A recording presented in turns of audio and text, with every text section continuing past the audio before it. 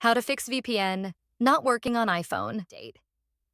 If you're experiencing VPN issues on your iPhone after updating to iOS 18, here's a guide to troubleshoot and fix common connectivity problems.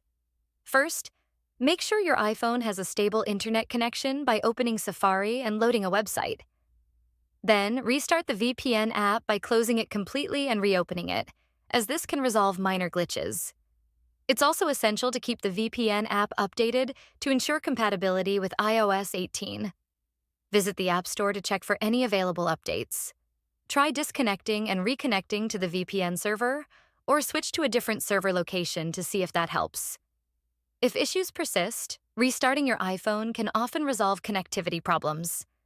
Simply press and hold the power button, slide to power off, wait a few seconds, then turn your iPhone back on. Resetting network settings is another option, though it will erase saved Wi-Fi networks and passwords, so be sure to have them noted.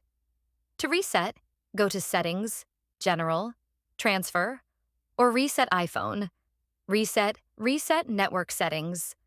If none of these steps work, consider deleting and reinstalling the VPN app from the App Store to ensure a fresh installation.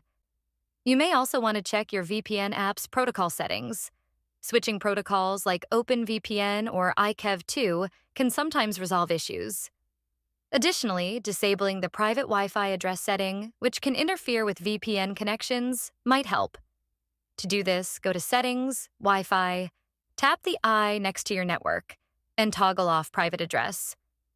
Finally, if the VPN still isn't working, contact your VPN provider's support team for further assistance.